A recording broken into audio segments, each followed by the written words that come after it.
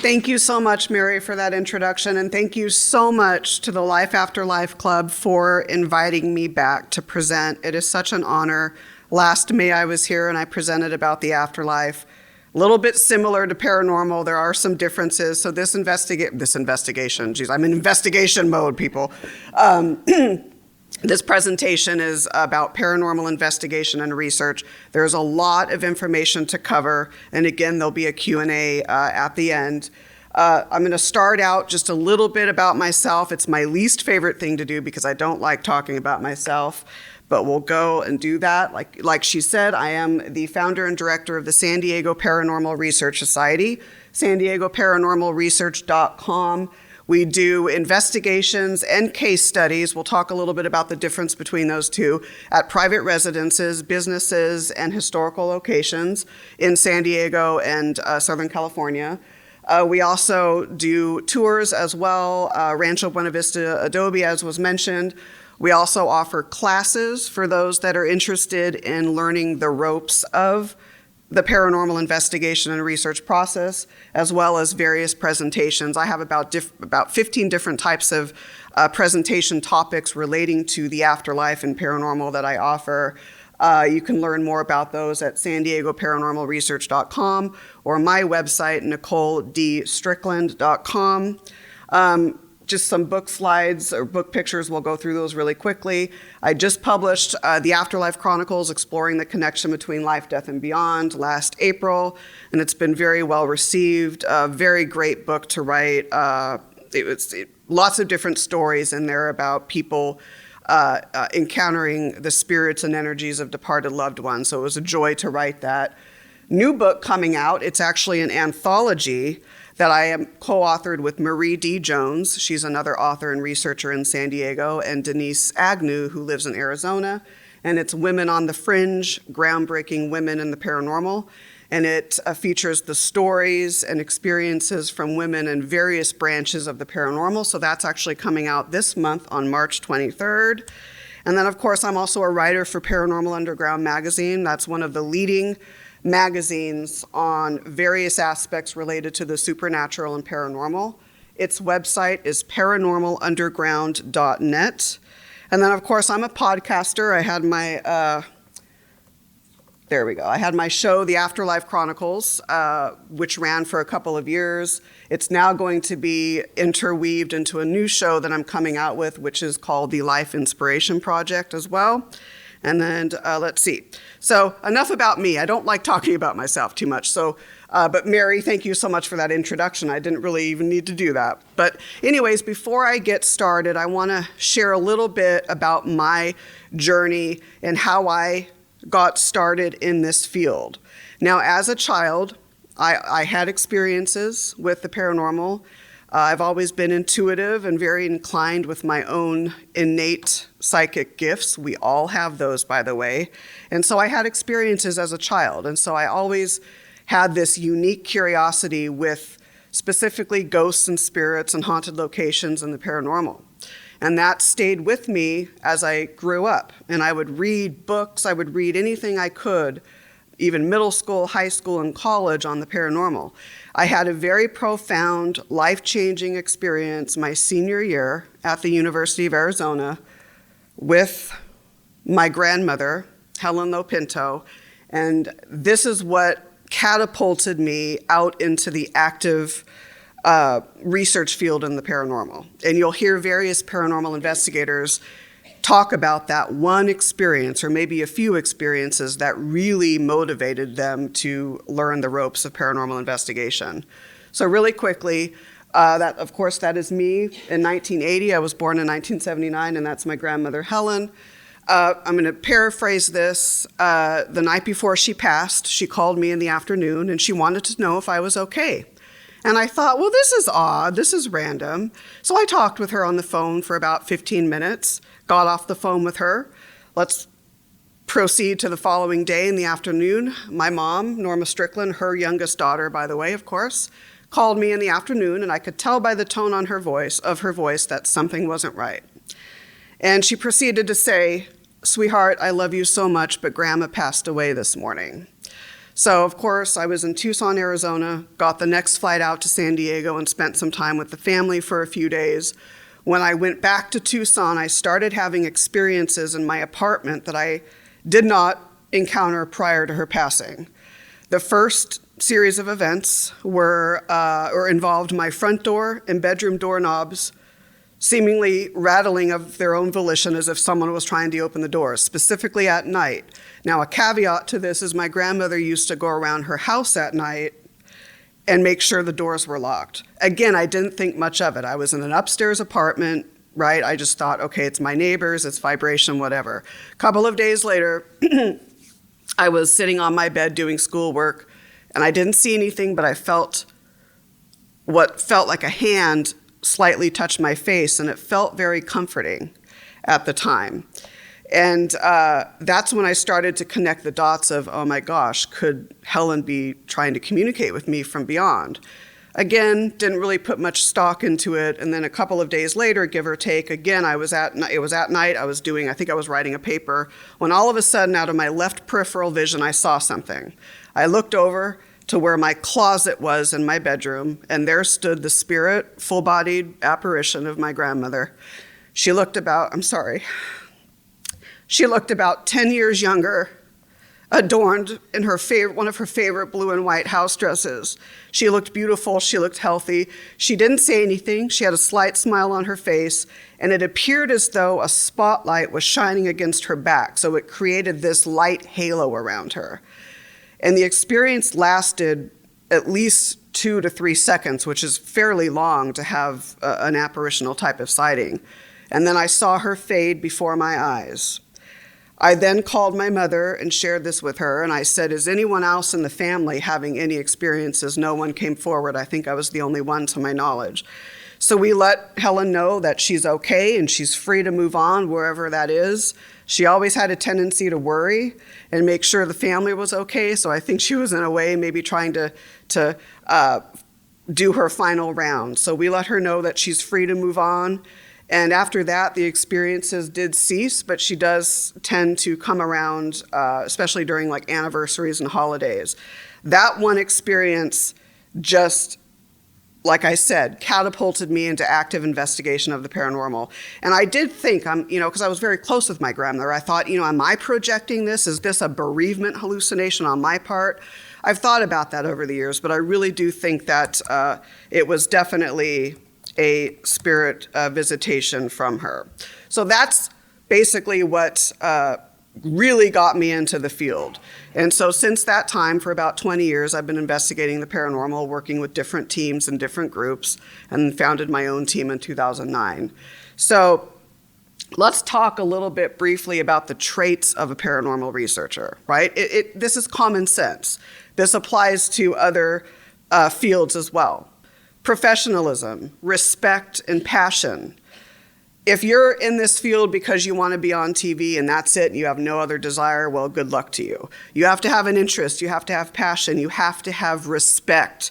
Respect is a big one, not just for yourself, not just for your teammates, but for the energies you work with and your clients. Collectivity, working as a team, working within a group, leaving ego at the table. Ego and working with the paranormal and working with spiritual domains do not mix. It's like oil and water. Honesty, humility, having a commitment and understanding. These are all traits that apply, like I said, to various fields. Accepting constructive criticism is another one, right?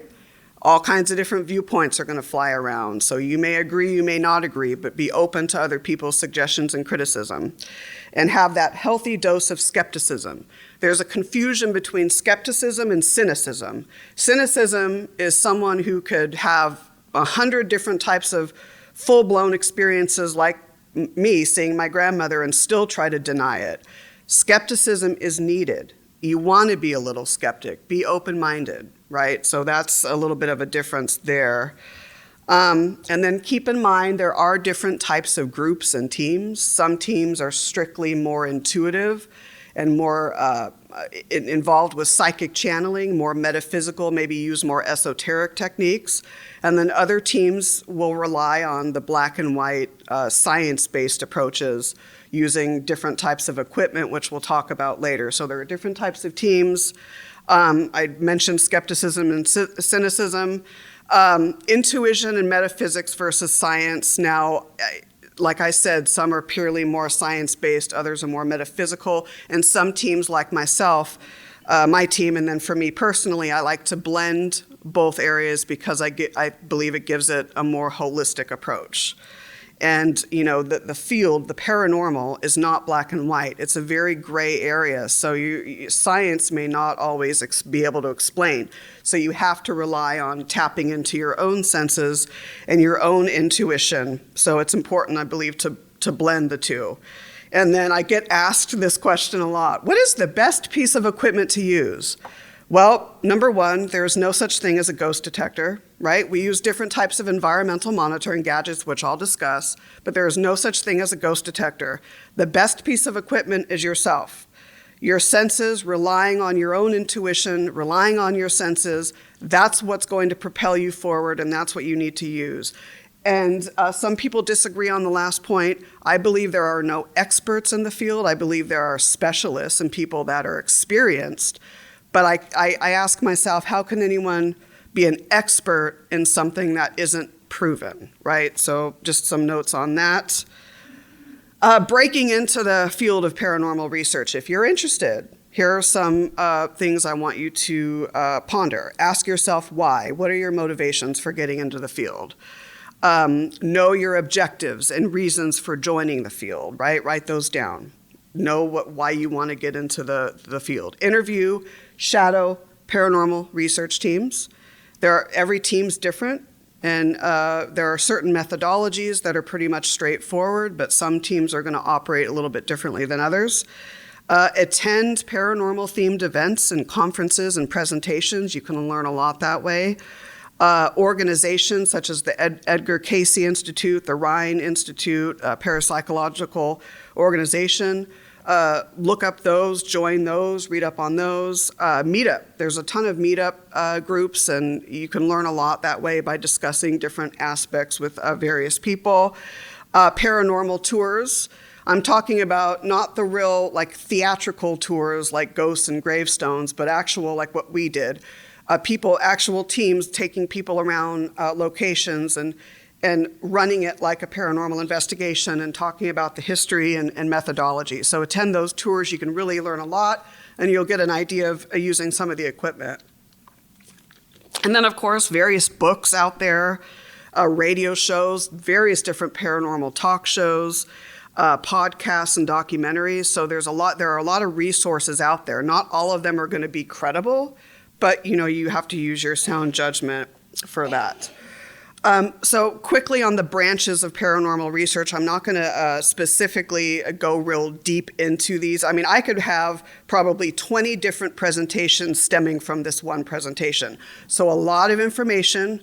It's more of an overview. So we have ghost research, which is studying haunted locations, hauntings, research of ghosts and spirits. That's where I tend to specialize, afterlife study as well as ghost research. Afterlife studies, so studying communication with spirits, how near-death experiences, things of that nature.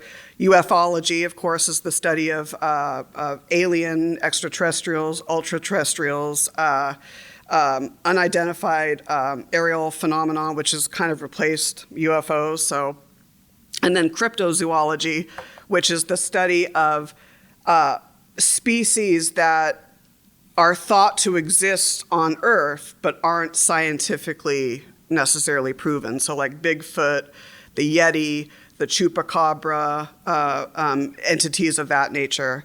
And then psi phenomena, which is the study of like extrasensory perception, precognition, and psychokinesis, which is a fancy word, PK for short. And what that is the ability of the mind to move and affect an object. So psychokinesis, it technically replaced telekinesis. And then you have the study of the occult, which includes like alchemy, magic, and astrology. And then, of course, the last point, which I did not want to put on this slide, but I'm going to, is demonology. And I have in there, is it really needed? Now, And why I say that is the media and entertainment industry is focusing a lot on demons, demons, demons. In my 20 years of working in this field, I have yet to encounter one. You know, I don't really believe in them. I think 99.9% of all alleged malevolent demonic activity is most likely caused from the living.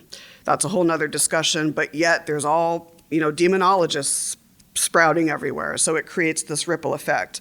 But in my experience, I have not really had any encounters with real mean or negative types of entities. So that's just my experience there with that.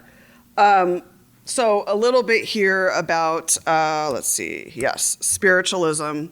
This actually fueled modern day paranormal investigation. So spiritualism was a new religious movement from like the 1840s to the 1920s that proposed that the ghosts and spirits of the deceased do exist and can communicate with the living.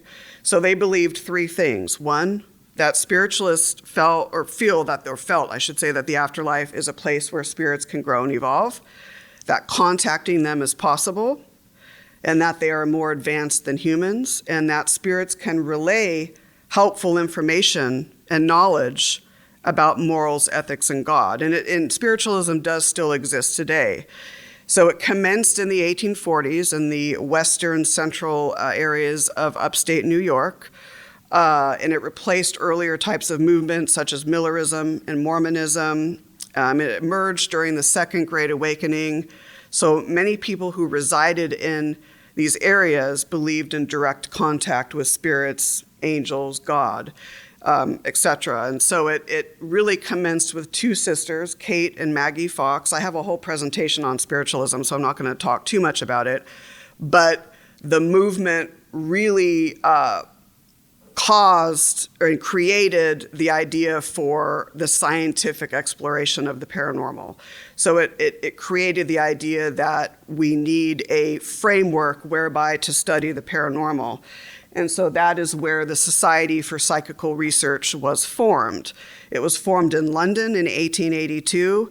It was the first scientific organization to examine claims of PSI phenomena and paranormal events. It was formed to try and disprove the fraudulence that occurred during the spiritualist movement. We're talking about fakery during spirit photography sessions, fakery during seances and that sort of thing. So the society investigated claims of telepathy, intuition, apparitions, hauntings, you name it. They had a magazine, I believe it was a magazine, Phantasms of the Living, which included a 2-volume study and analysis of like 700 plus personal psi experiences and other experiences with the paranormal. So like I said earlier, it established a scientific framework to study fields of anomalous phenomena that is still adapted in today's paranormal research. So it conducts field work into the study of ghost research, anomalous phenomena, paranormal events. So you can learn more about that I have a whole presentation on spiritualism, but just remember that movement fueled really modern day paranormal investigation. So this is a question that I often get. So is this field really truly a science or is it a pseudoscience, right? So a pseudoscience, what is that? Ideas and practices that claim to be scientific but are not. I believe that some investigators will say, oh yes, it's a pseudoscience through and through. Others will say, you know what, I think it's kind of a blend of both. I think we're in that in-between stage right now. I think that we can make this field a little bit more scientific by really trying to adapt the scientific method. Again, like I said earlier, a lot of our experiences and theories and whatnot involve gray matter. It's not black and white, but you can use the scientific method to try and do experiments, as those experiments may open doors to further understanding or other theories. So we all know what the scientific method is and the steps. You make your observations, right? You ask your relevant questions. You make your hypothesis, which is a research question. You conduct your experiments based on that hypothesis. Then you analyze your research, you analyze what you have, and you communicate your results. And you can do that over and over. And I think, again, it's not black and white, but it's going to open the doors to further understanding, further experiments, further theories. So I think that we're in between a science and pseudoscience. But I think the field is capable of moving out of the shadows of pseudoscience and becoming more scientifically involved. So let's move on a little bit, okay? What are ghosts and spirits? Why do they communicate? So a lot of people will use the term ghosts, also known as earthbound energies, and spirits interchangeably. I've done that. But us researchers feel that there's a little bit of a difference. A ghost or an earthbound may be an intelligent entity, but that specific ghost or earthbound is stuck either by choice or involuntarily on this plane of existence, whether it's due to, by choice, maybe attracted to an antique, maybe loved ones are attracting that person back, maybe unfinished business, maybe the person tragically had a tragic death, like an accident or a suicide, and doesn't know he or she has passed, and they're in this limbo type of phase. Again, they can communicate like more evolved spirits, but it's thought that they haven't been able to really ascend the more advanced ranks of spirithood and get that free will where they can have that choice to come back to our plane. And that's what spirits are thought to be. Spirits share the similar traits and characteristics of intelligent earthbound ghosts and spirits, but they're more advanced. They've moved on into the afterlife, and they have that free will to come back when they want a little bit. So that's kind of a little bit of a difference there. So why do they communicate? If I stood up here and said, I absolutely, without a shred of doubt, know exactly why they communicate, well, I would, in a sense, be a fraud, because we can't necessarily get into the minds or the energy of why certain spirits communicate with us. I mean, there could be various different reasons, but here are some. To offer assistance. I believe that those that are dwelling in the afterlife, they have a lot of intelligence and a lot of wisdom to impart to their surviving loved ones. Demonstrate how they are. They want to keep in touch and let surviving family members and friends know how they're doing. Potentially to warn of danger. Now, there's a story in my book, The Afterlife Chronicles, exploring the connection between life, death, and beyond, where the person I interviewed said she thought the spirit of her grandfather was warning her, and the whole story is in there. To show and to demonstrate that there is life beyond the physical realm. When we pass on, our physical bodies cease to function, but our soul, our divine energy, that lives on, and they want us to know that. They may want to help a mortal being in transitioning to the other side. So maybe when it's our turn, and we hear this a lot, nurses, hospice nurses will share stories of this all the time, where they'll experience a patient who's in the near few minutes of passing, and they'll be seemingly talking or communicating with someone. So helping a surviving loved one who's in the transitioning phase to the other side. They want to share their story. Maybe they want to share what's going on. And they're curious. That's another common sense reason right there. They're curious. So these are just some possible reasons as to why they communicate. Obviously, there could be more, depending on who the energy is. So, signs of paranormal activity, right? Here's a few here, well, more than a few, right? History's connection to paranormal phenomena. This is why, or thought to be one of the foundations as to why historical locations have consistent amounts of paranormal activity. History and the paranormal are like cheese and wine. They go together. They're like best friends with a dear kinship.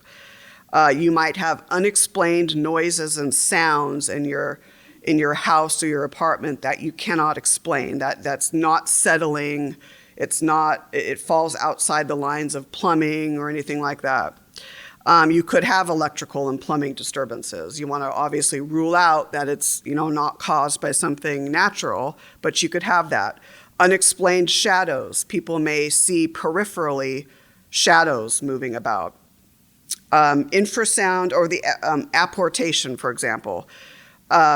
We've all seen the movie Poltergeist, the original, I think, 1982 version, when I think it's keys or something fall through the ceiling. So items may suddenly reappear or disappear. That could be a sign, maybe. Infrasound, and I'll talk a little bit more about that later on. Psychokinetic energy, this can all play into and be signs of paranormal activity. Antiques. You know, I've gone into antique stores, and I'm very sensitive. I'm a very sensitive person, and every time I go into an antique store, I feel the energy. I can feel it. Sometimes it feels really heavy. And so we've had a lot of private residence cases where people, the homeowners, will have antiques, and then they have certain types of paranormal activity, maybe that they didn't have prior. We've had cases where people have purchased antique mirrors, and all of a sudden they start having paranormal activity. So, and another thing, interesting thing with mirrors is it's thought to be almost a portal from our world to the next. So antiques, apparitions, shadow people, if you see beyond just peripheral shadows, if you see ghosts or apparitions in your premises, that could be a sign. Animal behavior, if you have cats and dogs, watch their behavior. If your dog or cat is suddenly going into a corner, meowing or barking and looking up and acting weird, well, pay attention to that. Could be other reasons too, but definitely pay attention to that. This is a weird one, hypnopompia and hypnagogia. I wouldn't say this is necessarily a sign per se, but people that have activity in their business or location, specifically private residences, they'll have these like waking dream encounters where hypnopompia is when you're just waking up and you almost have, it's similar to like a sleep paralysis, but it's not, but you might have an experience with the other side. Or hypnagogia, when you're just falling asleep and you have this dream visitation, for example, with a loved one. I've had that with my cat Kaylee, who passed 2 years ago. I've had 23 to date, 23 profound dream visitations that involve this hypnagogia type of state. It's a little bit different than sleep paralysis, but again, not really a sign, but people that are enduring anomalous phenomena in their place can have these sorts of experiences. I talk about the cosmic shift. Now, what I mean by that is I believe now the paranormal and people's curiosity and interest about it are infusing more and more in our society. But I think there's something beyond that. I think that there's something in the cosmos, whatever it is, that is uniting and bridging together the living realm and the spirit world and the afterlife. And that's, I believe, one of the reasons why more and more people are open to sharing their experiences, communicating with loved ones, and things of that nature. So I do think that that's going on. That's a personal opinion. We'll talk about tulpas and thought projections a little bit later. And then, of course, your sixth sense, right? Let's say you didn't have anything else and you just had that sixth sense and your intuition just screams at you, you know, I think there's something going on here. Pay attention to that, okay? So these are just some signs of paranormal activity. So those that want to investigate the paranormal, regardless of what branch it is, I have this slide up here for a reason. There's ghost hunter mentality and there's paranormal researcher mentality. And I'm going to make a little note here. I'm not at all, because a lot of teams will have the words ghost hunters in their title. San Diego ghost hunters, for example. That's fine. That's not what I'm saying. I'm talking about the psychological mindset of those that want to get out in the field. Some are just wanting to thrill seek and ghost hunt without really a passion or a desire to really truly go through the ropes of studying the paranormal from a research perspective. So there's different mindsets. So if you're a thrill seeker and that's all you do and you don't want to go through all the interviewing of people and looking through historical documents, going through all of your data, well, then you really can't call yourself a paranormal researcher, right? So there's a little bit of a shift in that. And it kind of moves into this, what we call, and my dear friend Allie, she's a co-director of the team, she came up with the term paratainment, right? Paranormal entertainment. So let's talk about this. The paratainment phenomenon, is it waning? What are its effects on the paranormal? So I did allude to this earlier. Hollywood, the entertainment industry, mass media tends to sensationalize and dramatize paranormal events, which then spreads a lot of misinformation.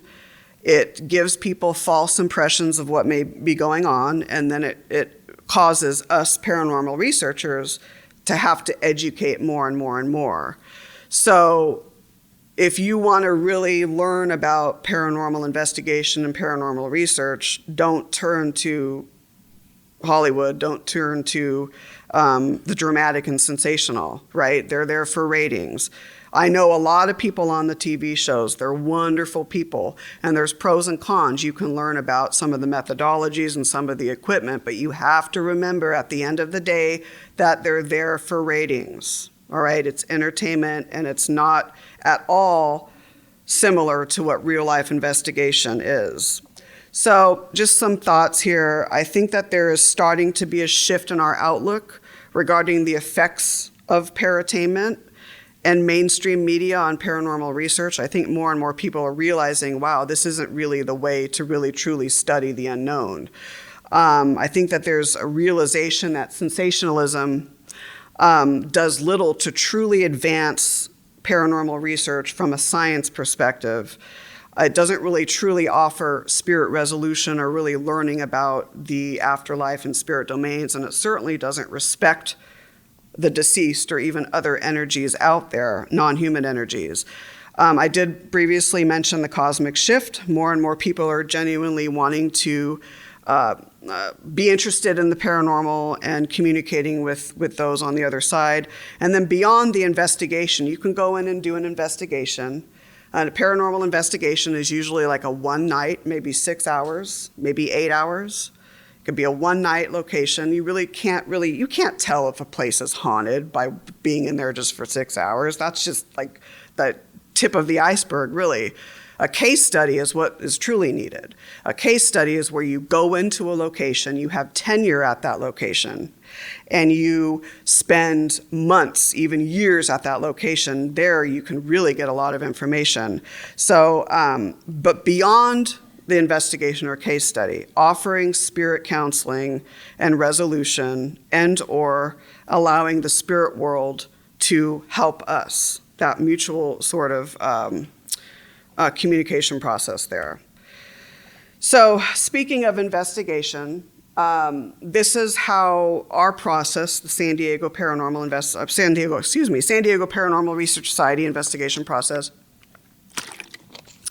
So we have initial client contact in the interview process. Now, sometimes this can be word of mouth.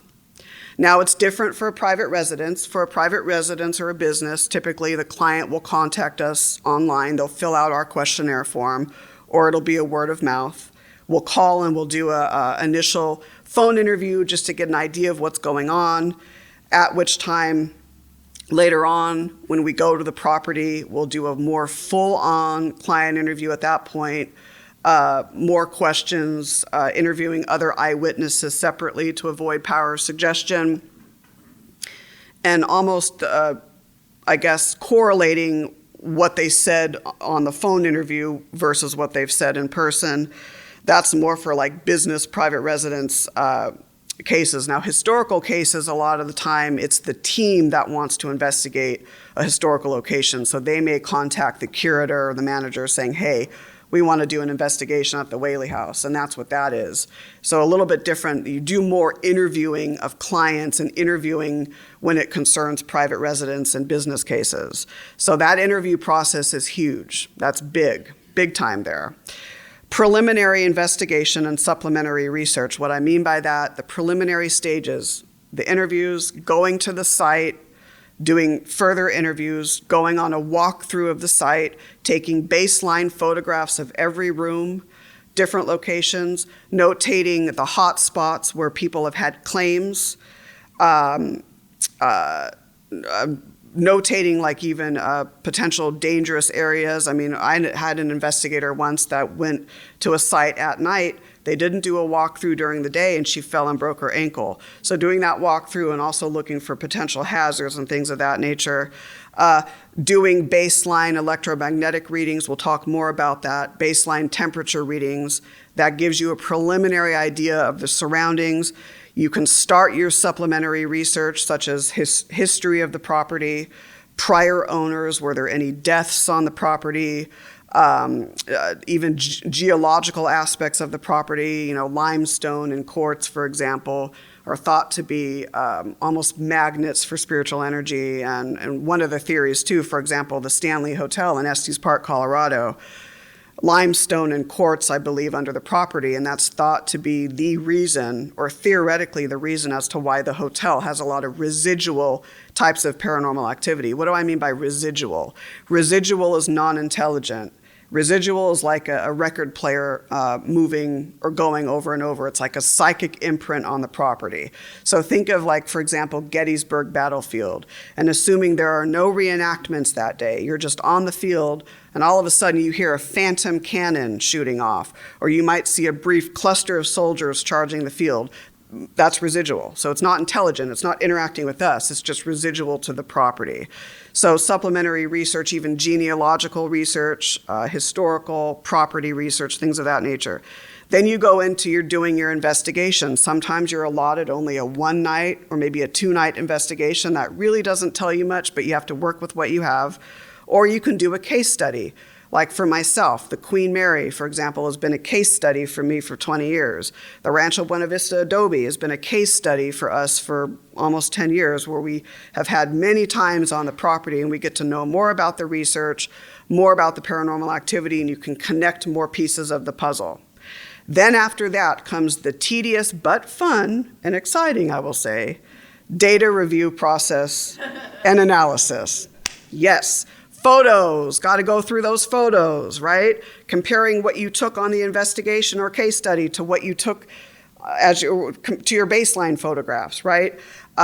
Plugging those photographs into certain software that you can use to see if it's been edited by the photographer, looking at that EXIF data, EXIF data of your photograph, going through all those photographs. If you have audio, let's say you have 4 audio recorders that take a total of 10 hours of audio. That's 40 hours of audio that you have to go through. Videography, video research, whether it's IR infrared surveillance camera analysis or Hunter IR trap camera analysis. You have to go through all this. You have to look at it. You have to kind of lay it all out and compare this data with personal experiences that have happened during the investigation or case study. Where does the environmental monitoring fit in? Where are the if there were EMF spikes, for example, looking at that and seeing maybe whether, for example, a photograph was captured at the same time of an EMF spike. So looking at all of the data, trying to piece it together, trying to put it together. It's almost like piecing together the puzzle pieces, and you may not get exact fits. You may think you have an exact fit. Again, it's not black and white, but you can start to get an idea of where they're close together, and you can get more of an idea of what's going on. So the data review and analysis is very, very important. And I want to mention, too, that when you do an investigation or a case study, note take, note take, note take. Do not think, oh, well, I'll make sure to remember that. Yeah, I had an experience at 9:20 p.m. Yep, I'll remember that. And then a few days later, you're not going to remember that. So make sure to note take individually. So every investigator should have a notepad or even a separate audio recorder to note their personal experiences, what they're seeing or hearing, right? There's subjective information and objective information. Objective data is, for example, someone seeing an apparition, right? Or hearing a disembodied voice. Subjective would mean more like intuitive impressions. So some people may be investigating maybe the master bedroom of the Rancho Buena Vista Adobe, for example, and they at 9:15 p.m. felt the spirit of an older lady come into the room. That's more subjective. You don't necessarily want to blurt that out because of bias and power of suggestion, but note as much as you can, because you never know if that little note that you made may correlate to an environmental monitoring capture or photograph or an audio capture down the road, right? Then you meet with your team to review the results and go over everything very meticulously, and you put that together. You'd write a case report. I'll talk about the case report and what goes in it later on. And then you meet with the clients and you go over everything, at which time there may be further recommendations. Maybe there's another investigation that needs to be done, or maybe you want to contact a local historian, or maybe they want to meet with the shaman. Whatever it is, we can provide recommendations. So when not to take on a case? Are there certain circumstances or family dynamics, speaking of private residence cases, that can worsen from an investigation? Well, before we go there, when not to take on a case, obviously, don't investigate when you're not of the frame of mind. If you're grieving, or if you're sick, or if you're extremely stressed out, probably not the best time to conduct a paranormal investigation. But concerning private residence cases, our policy is that all the homeowners or even renters, they have to be in agreement for us to come in. So we've had situations where maybe the husband wants us to come in, but the wife doesn't. We won't do it. We don't want to create further stress to the family. Also, if you just have a red flag, maybe you feel like they're lying to you, or maybe if they're on drugs or something like that, don't take it on. Or maybe they're just wanting you to come out because they're trying to get on TV, for example. Those are situations where you really have to apply your common sense, talk with the team. It should be a good fit for not just the team, but for the family or the homeowners or the renters. So let's see, factors that determine what cases to accept. That's kind of the same thing. Client confidentiality is huge, big time. So we have all kinds of forums. We have a client confidentiality forum, an investigation waiver and permission form. So if the only time we will maybe use, let's say, an audio capture or photograph from an investigation is if the client gives us written permission to do so.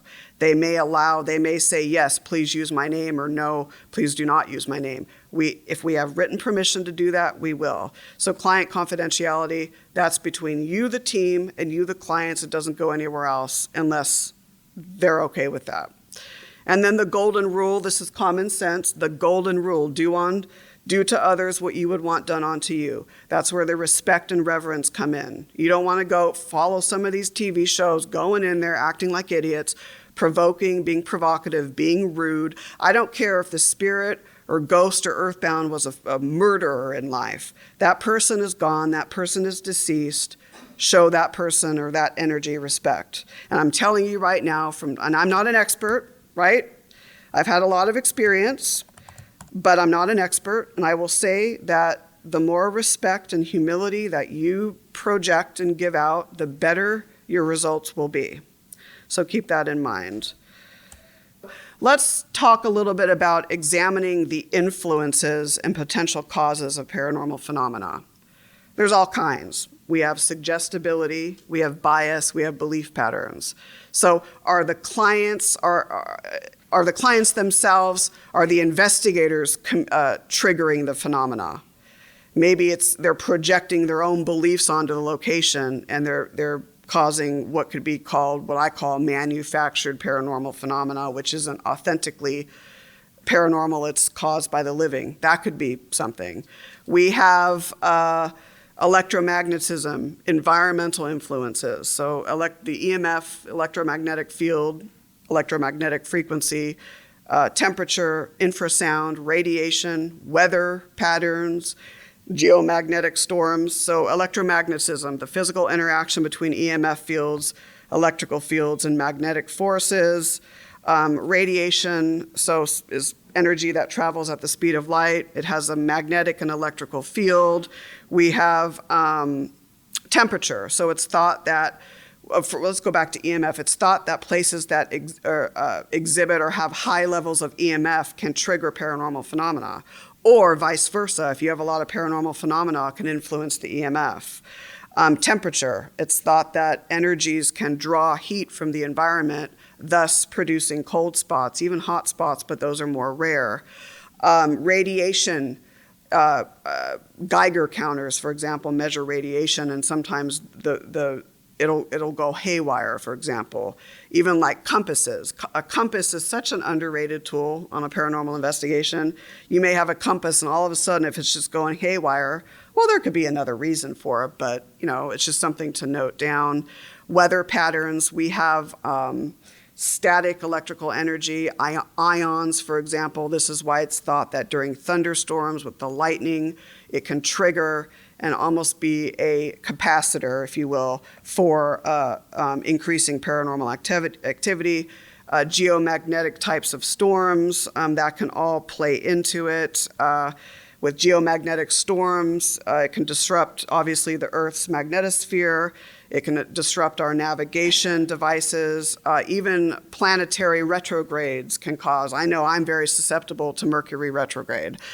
And that can even cause, or not just the paranormal phenomena, but it can cause people to be more sensitive and susceptible to it.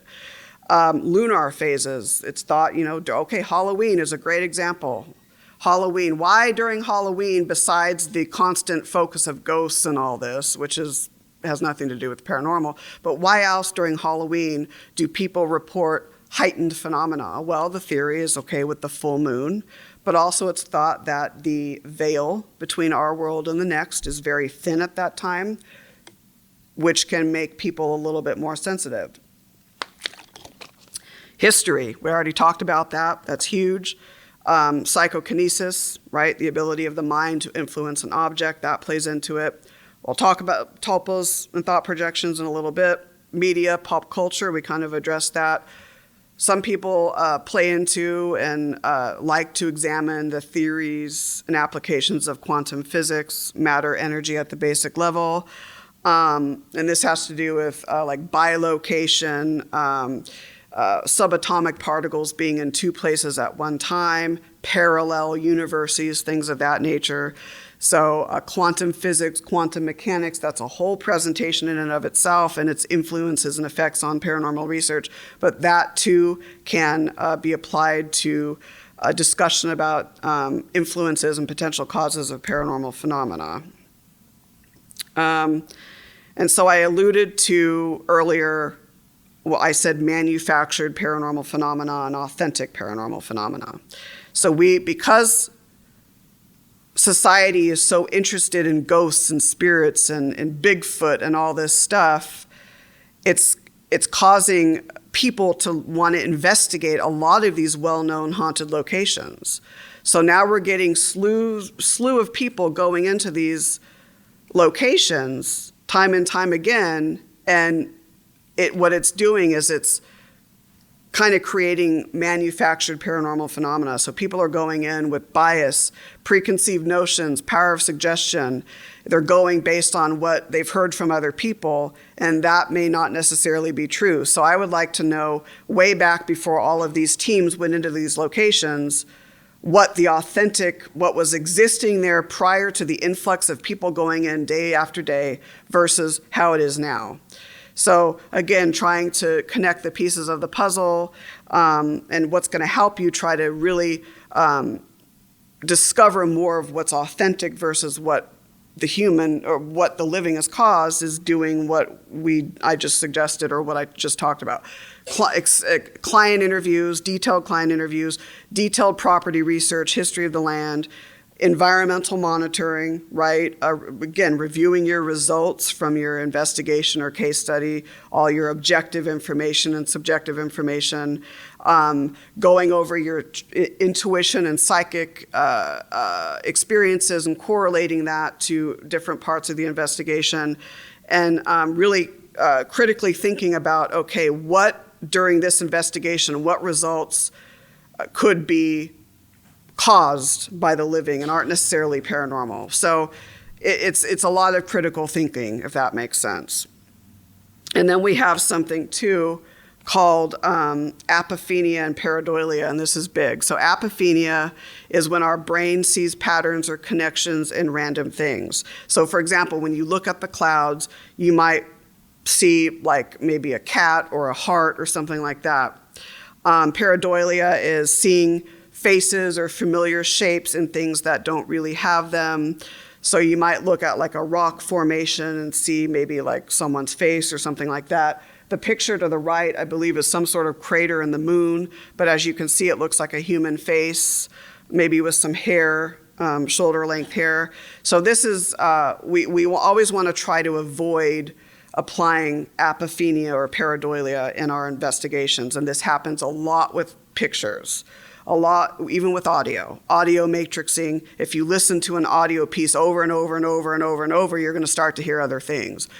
You may see something in a photograph. It could be like it could be someone's cigarette smoke, and it may take the shape of a human, right? That's pareidolia. So we always have to try to avoid applying that. And just here's some more examples here. The one on the left, I believe, is like a stream in the middle, and then land on either side, and it looks like someone's profile. Again, on the right, it's a tree trunk, and it looks like, two eyes with the nose and a mouth, right? That's pareidolia, right? So we always want to try to avoid that.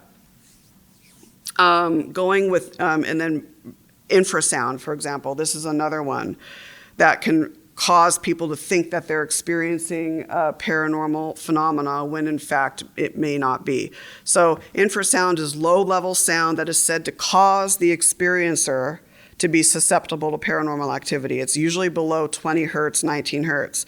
The sound cannot be heard by the naked ear at the time, but may cause people to experience anxiety, sorrow, chills, maybe some vertigo. Vic Tandy, I believe it was 1980, he was doing an experiment in his lab and he had a fan going.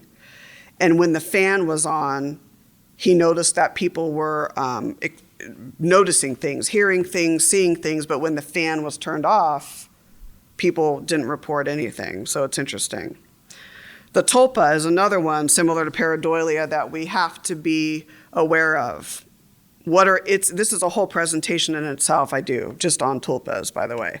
Implications in paranormal research. What is a tulpa, or a thought projection?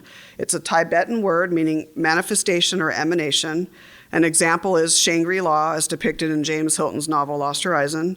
It's an entity which is formed and brought into existence by constant thought, an immense thought, human thought, on an idea, causing that idea or myth to physically materialize and become real. So I have an example here. Is one big tulpa being formed by mainstream media portraying the spirit world as inherently evil and malevolent. This causes a ripple effect of unwanted negativity and fear of the spirit world. So it's creating its own sort of thought projection. So again, the damaging effects of the demonologist phenomenon, right? I would say in the last several, pre-COVID, I would say from like about 2018 onward, I have had an increase in private investigation requests with people saying I have a demon in my house. Didn't have that prior. So I think we have to examine what the media is doing and what it's causing. There is a difference between negative and malevolent. People can be malevolent. People can be negative. It doesn't just apply to demons. People can be malevolent. But you can have negative energy or negative activity. That doesn't mean that there's a demon. It just means that there's just some negative energy in the environment. Maybe you're encountering an earthbound entity who had a horrible life and sadly is still living that while being deceased, and that's negative. But don't sit there and think, okay, well, that must be a demon. It's not.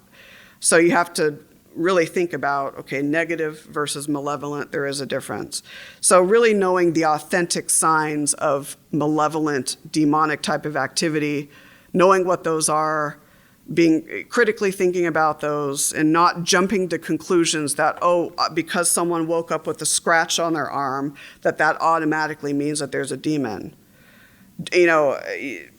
Regarding scratches, I've had people contact me with pictures and, there's the trinity of the scratch.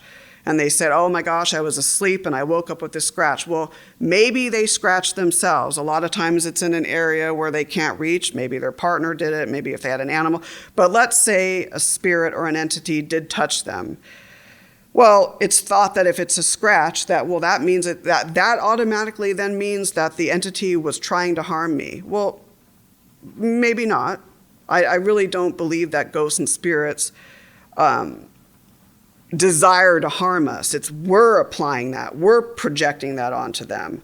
Perhaps an entity just touched someone, and there's a physiological response from the energy of that entity onto the skin, and it's thought that ghosts and spirits have some sort of energy to them, some sort of heat, some sort of static energy.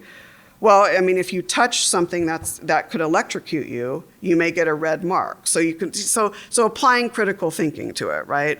So just like apophenia, just like pareidolia, keep in mind of the Topa. Keep in mind if during an investigation or whatnot that people maybe are creating these sorts of Topas. A little bit more on environmental monitoring. This is just a slide to show some of the gadgets. There are all kinds of different gadgets for EMF monitoring. The Mel meters, for example, are very popular. The designer of these meters lost his daughter, Melissa, I believe, in a car accident. That's why they're named the Mel meters.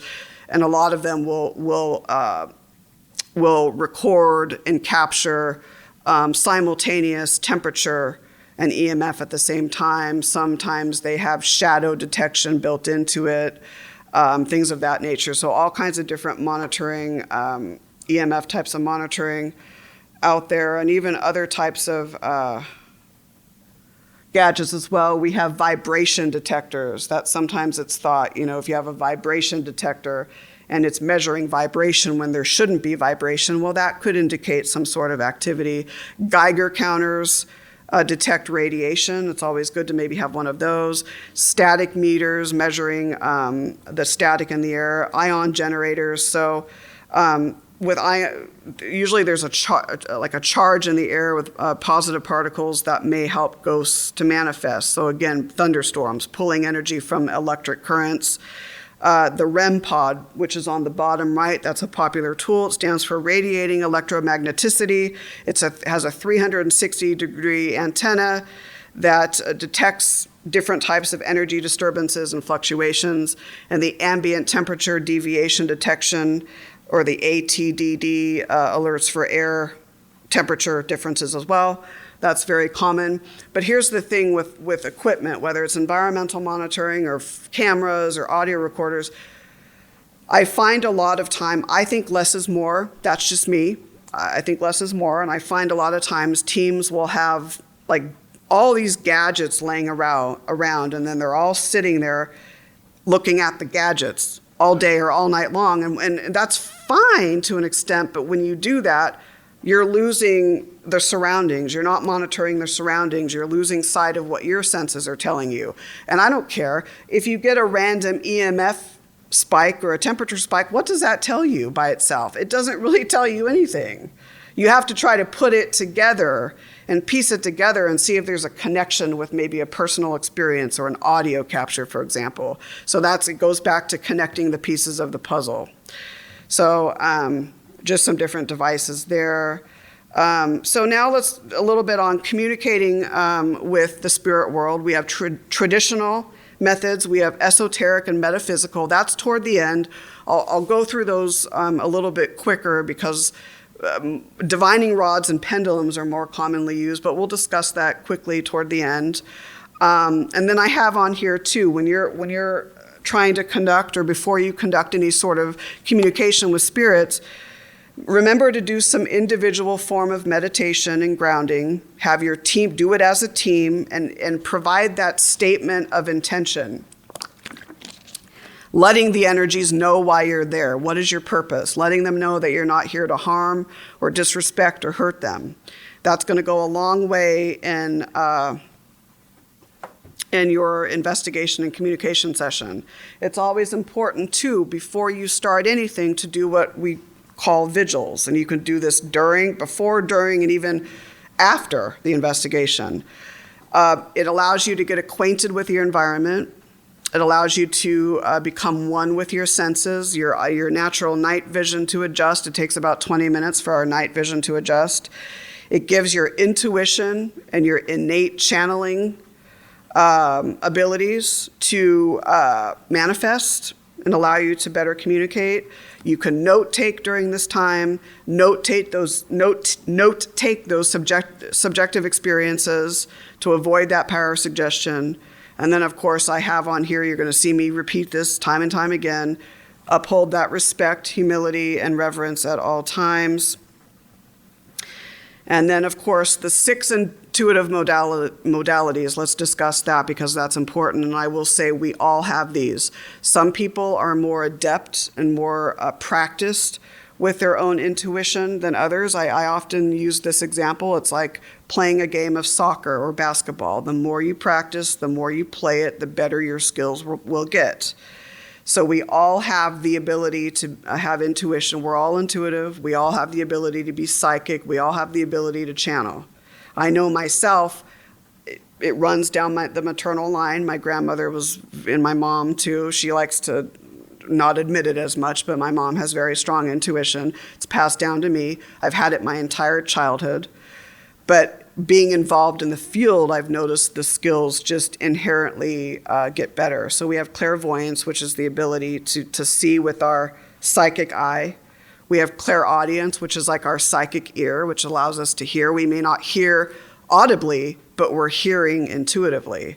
Clairsentience, so empathy, being able to feel and empathize with whether it's a living person or a spirit. Clairgustance, a little bit less common. It's like a phantom taste.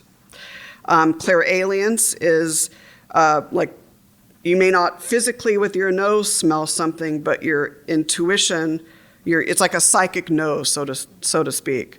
And their claircognizance is more like almost, it's similar to precognition, where you're having just the ability to know what's happening and be very, in just a heightened sense of cognition, so to speak. Again, we all have these.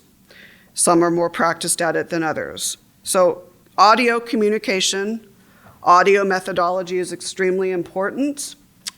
We have EVP sessions, electromagnetic, on EMF, hello. Electronic voice phenomena sessions, EVP. Instrumental trans communication, ITC. And then we have Estes method, which is a form of ITC that was developed by 3 researchers at the Stanley Hotel in Estes Park, Colorado, which we'll talk about. So a little bit about the differences here. Electronic voice phenomena, EVP, what is that? Voices and or sounds captured on recording devices that are not heard at the time of recording. You will not hear an EVP live, but when you go back and review your audio a few days later, if it's there, you'll hear it. And there's different strengths, and we'll talk about those in a bit. We have,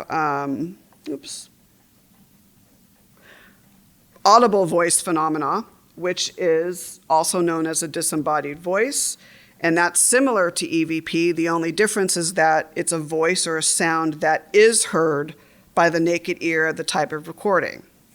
Okay, so you do hear it. An EVP you don't hear live. An audible voice phenomena you do hear live. So EVP sessions, very common. You want to start with your opening statement to set the intent. Mostly question and answer methods. You don't want it to sound like you're not conducting a job interview. You're not trying to interrogate the spirit. You want it to be discussion based. You want to apply some questions that correlate to the spirit's background or the history. If you're getting an inkling to ask a certain question, ask it, right? Make it discussion based. Stay away from asking questions about death, anything of that nature, just because some energies may not know that they're past. Be respectful. Sometimes people will do a passive or stationary method. I don't advise this that much because it's not as controlled. You may want to set a recorder in a room, a private room, by itself and let it go, but you need to make sure that that room is controlled, because if you go and listen to that recorder after and there's all these sounds, and you didn't document what those are, well, then you're going to have some problems there. The walking method I do not recommend. I knew an investigator that would put his recorder around his neck, and the recorder would brush against his jacket, creating all these like swishing sounds, so I don't recommend that. There's another form which I call the telepathic method. Now this is where you will have a recorder set, and you might have a list of questions that you put down already, and you're going to ask those questions, but you're going to ask them telepathically. But you have to notate on your note paper at which time you ask them, just to keep things in line. I've actually tried this a few times, and surprisingly, I've had some good results. So experience with various recorders. We have digital and we have analog. A lot of people still like to use those old analog tape recorders. It's thought that the magnetic tape almost emulsifies a spirit, not emulsifies, but I guess allows the spirit's voice to be a little bit more heard just due to the magnetic tape. Most people use digital varieties like the Zoom or the Tascams, and that's great. They're easy. And then what's called the double record method, where you have two recorders. One recorder, you're not asking the question. You have a second recorder that you hit record. So the recorder with your questions, you hit play on that, and you hit record on the other recorder, and the other recorder is going to pick up the questions on the recorder, if that makes sense. So you're not asking the questions, the recorder is asking the questions, and you have a second recorder recording that. And surprisingly, I've had good results with that. So you can read more about these individuals, Thomas Edison, there's others as well, Attila von Zolay, Konstantin Radive, and Sarah Eastup. Those are four very, very important pioneers in the EVP phenomenon there. And then let's go with the classification system. So you have what we call Class A, which is a spirit voice that is heard and understood by all who listen. Usually you do not need headphones. It's fairly clear. Class B, a little under that, you might have spirit voices that are usually heard and understood by all who listen. Sometimes you need headphones when listening. You have Class C, which are more of like the whispers, words or phrases. Usually you do need headphones. And then what I call Class R, which is reverse. And this is interesting. I've had audio where I've reversed it and I can hear a word or a phrase in reverse, but not in regular playback mode. And that's usually more rare, but I've had interesting results with that. And then we have instrumental trans communication, which is known as real-time communication. It's spirit communication, messages, images from beyond that come through various electronics, radio, television, computers, usually in real time. We have various devices that we use, the PSB7, PSB11. I should have brought them with me. Shame on me. That will scan the AM and FM bands of a radio at such a high frequency, and it's like you'll hear like that. So it's thought that the energies can use the frequency of those devices to formulate words and phrases.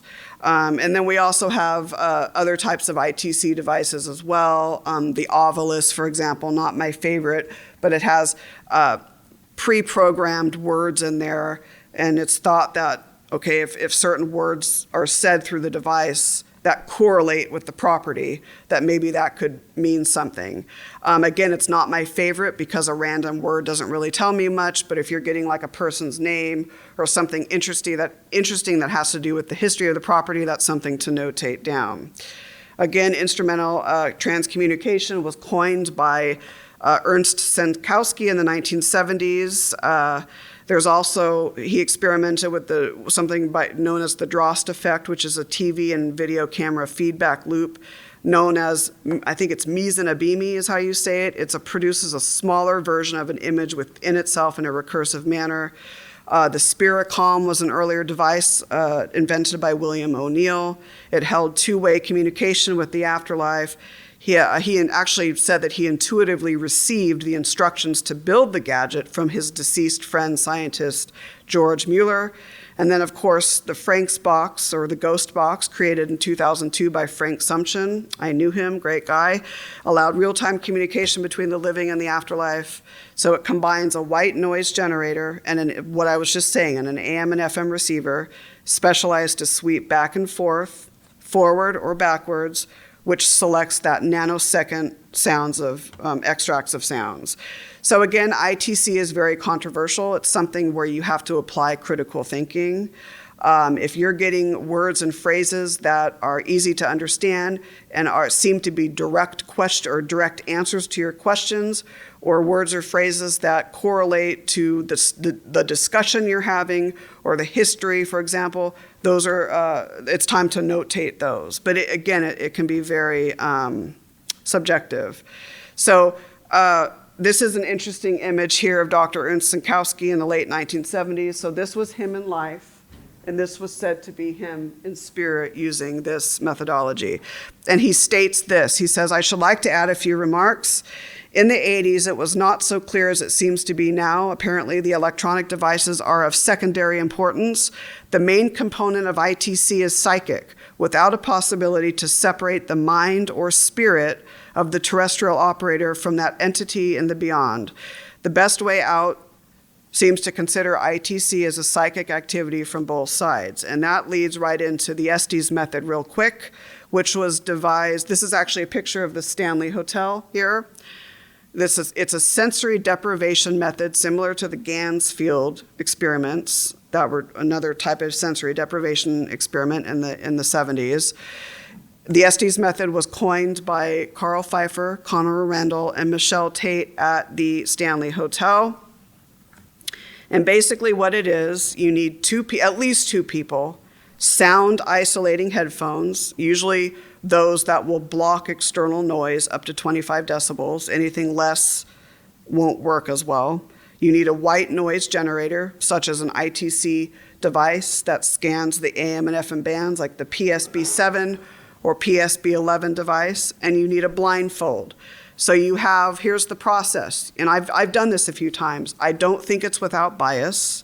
I still prefer the classic method of doing it as opposed to this method, but it can be effective. So you have the operator and the receiver. The operator is the person that will ask the questions. The receiver is the one that wears the blindfold, listens to the white noise generator, but will not hear the operator asking questions. So it's thought that if the receiver, who's not hearing the questions being asked, blurts out words or phrases that he or she thinks he's hearing from just listening to the white noise, and what he or she is hearing correlates to what the operator is asking, that can definitely be without bias. I still think it is. I don't think it's without bias, but again, the receiver is not hearing the questions. So if they're blurting out words or phrases that correlate to the questions or direct answers to the questions, that's something that can be interesting. So again, it's something I would like to experiment more with. It is very popular to some groups. My friends Lisa and Nicole in Chicago, they use it quite a bit, and they've had some really good results. Actually, their website is Ghostly, if you want to hear some of their EVPs, I've worked with them, they're great, ghostly-voices.com. So really quickly, main protocols really quickly for audio communication sessions. Start out with that statement of intent as opposed to just hitting record. Make sure to state your time, location, investigators' names, helps with voice recognition. Understand the audio equipment that you're using. Have it be more conversational based as opposed to just like an interview or something. Open-ended questions are a little bit better than yes and no, but maybe a combination of both. Obviously, be on the lookout for that pareidolia and apophenia. And then consult with your team. Does everyone, before you go to the client, does everyone agree with the words or phrases that come through the device? If there are other thoughts of what those say, jot those down. Are they easy to understand? If they're not easy to understand and it's gibberish, then I would say, you know what, let's just maybe throw that out. Follow the golden rule and whatnot. Okay, spirit photography is another one here. And this was developed again during the spiritualist movement during the 1800s. But again, it was ripe with fraud, tons of fraud. So again, people use various different types of cameras, whether it's 35 millimeter or Instamatic cameras or whatnot. But you have to pay attention to a lot of the little orbs that you can get. Most likely it's dust or insect particles or things of that nature. So, but let's go into, these are some photographs that I didn't, let's see, these are ones I didn't capture, but colleagues of mine did. So this one, anyone been to the Queen Mary? Okay, so you'll see in that white circle, this was on a tour, and you'll see what looks like a woman's face, and that person was not on the tour, guaranteed. And if you get really close to the image, you can kind of see the darks of the eyes. So, it's odd, but it definitely was not someone on the tour. Here's another one on the Queen Mary in the former first and third class pool, captured by, I think it was Rachel Ashleman from Thousand Oaks. You'll see coming down, it looks like it's coming down the stairs, a shadow figure. Was not seen by the naked eye at the time. And that's common in that area of the ship. And so that's a good example of what shadow figures look like on the ship there. Another one, this is kind of creepy, another one from the Queen Mary. We call him the fedora guy. He's an apparition that walks around with like a fedora type hat. And you can see in that white circle, looks like a male, bright white eyes, which were odd, looks to be some sort of fedora hat. Obviously this was on a tour, was not there present on the tour. So he's like a known entity on board there. And then two others here. The one on the left, a shadow figure, again on the Queen Mary on port side promenade. I took this like 2 a.m. I always look before I take pictures. There was no one there. It was just me and my friend. I took it's always good to take a series of at least 3 photographs. And so that was captured. And then the one on the right, again, promenade, port side, Queen Mary, captured by one of my friends. And you can see in the center, it looks like a man wearing like a black suit, but it looks like he doesn't have a head, which is weird. The photo's a little bit blurry, but interesting. So the Queen Mary is very common for ghost photos. And then the last slide, it's my contact information, socials, Instagram, Twitter, email down below, and then the website's up here. But that's pretty much it. And I know it was a lot. I know it's a lot of information, but I think it's worth talking about. Okay, so EVP, right? Words that aren't heard at the time, but are heard when you review the audio. Remember the classes A, B, C, and R? I'll give you an example of a class A, which is the top rate. Lincoln Theater in Decatur, Illinois, 2009. Nicole and Lisa, who I mentioned earlier, we were in the Lincoln Theater, and we were asking about magic. And so you're going to hear 2 questions that I ask. There's a response after the first question, and then you're going to hear me ask a second question. So I will go ahead and play that. It's pretty easy to hear. What are you going to perform tonight? Magic. What are you getting ready for? What are you going to perform tonight? Magic. What are you getting ready for? What are you going to perform tonight? Did everyone hear magic? That was the EVP. So pretty class. I guess I can maybe do one more. Queen Mary. I'll do one more from the Queen Mary. Former first and third class pool. There's a spirit on board by the name of Jackie. I have a whole presentation on the Queen Mary. Anyways, we were singing Ring Around the Rosie, and I was singing it very poorly, by the way. But I left out the last word in the main verse in hopes that someone in the spirit realm would answer it. And that's exactly what happened. So I'll go ahead and play that.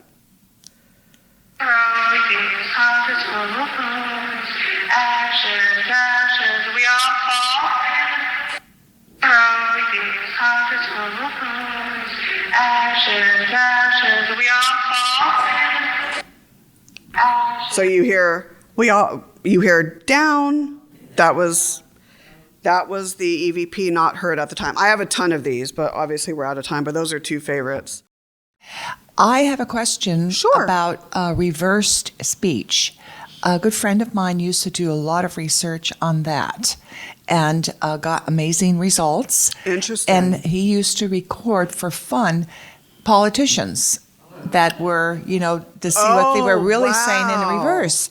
And he played one of the results for us, and I won't mention the politician, but that politician said in reverse speech, "I am a crook." And it was just as clear as you, but that's just one example. Oh my He got some gosh. amazing, so anything that you could say about reverse speech would be interesting too. Wow, that is like amazing. And I know it's interesting. I've had that happen a few times where in regular playback mode it's not heard, but when you reverse it, it's clear as day. And it's rare, but I've had it probably about 4 or 5 times.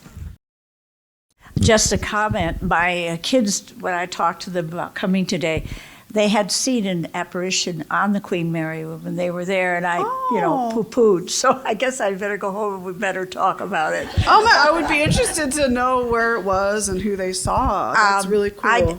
We didn't get into it. They were just, oh, well, okay. So I'm going to go home and ask now. Oh, fantastic! I love to hear that. Queen Mary is my second home. I love it. Hi, Nicole, Yes. fellow graduate from National here, way before you, but It's okay. It's all good. so I'm wondering if you do other things other than paranormal investigations, if you do connection with yourself, like as a medium or channeler, because you mentioned those two things. I'm wondering if you are someone who is actually learning to do it or does it and is skilled at it. Great question. Yes, I do. I don't openly classify myself as a psychic medium just because of the controversy about it. There's a lot of people that will, with the ego, look at me, look at me, look at me, I'm a psychic medium. I don't, to me, humility is the best. So I do use it. It's something that's been innate with me my whole life.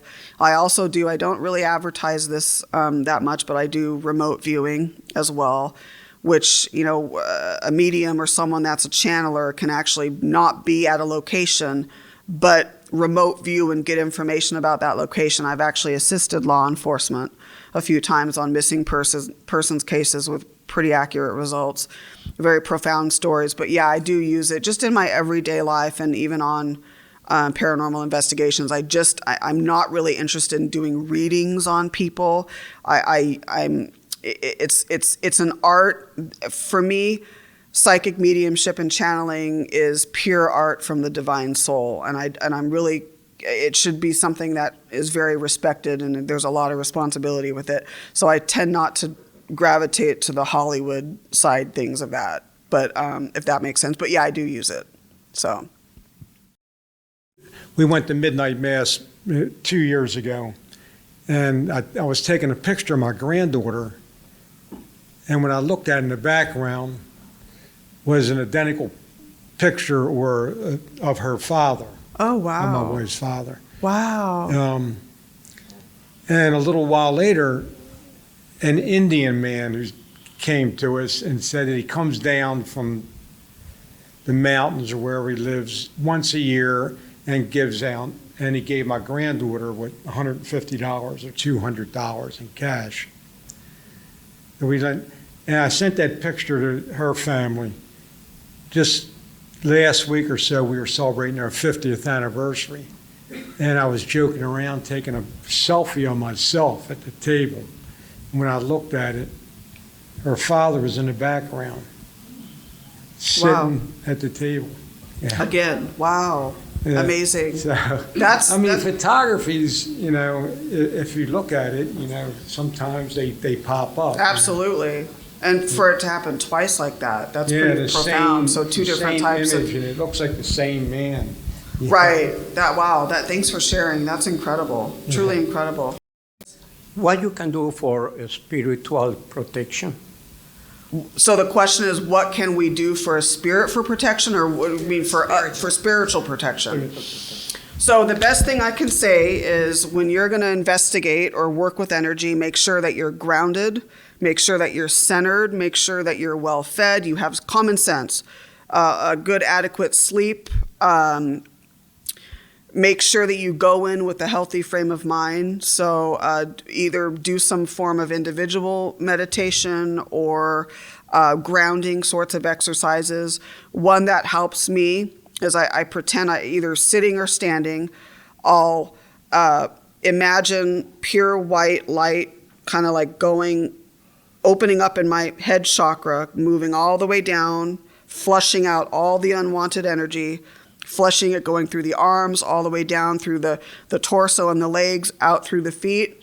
And then once that's done, envisioning yourself just enveloped in that pure white, pure energy light, and then say, the energy that I'm allowing in my space is energy that's going to serve me in my highest good. Anything else is not wanted. That's something that I do. There's all kinds of different ways you can do it, but meditate and ground and just be healthy when you work with energies. How did you help, or how did you learn to develop the things that were happening to you? You mean like intuition-wise? The intuition-wise, or where you can see another place, and my question is too, have you like flown and gone over the ground? So astral projection sort of thing. Okay. So everyone heard that question of how did I learn these intuitive techniques and if I've ever astral projected. So the first question, I've never really taken any classes, really. It's come naturally. That's all I have to say. And my logical mind wants to know why and how. And I try not to go there because then I get confused. But it's progressed naturally, and it just comes naturally. And that's my honest answer. Astral projection, I've never really voluntarily, willfully have done it, but I've experienced it a few times during dreams, which can be somewhat common. So, good questions. Thank you so much for having me. It really is an honor. It really is. And I threw a lot of information at you today, but hopefully it's worthwhile. So.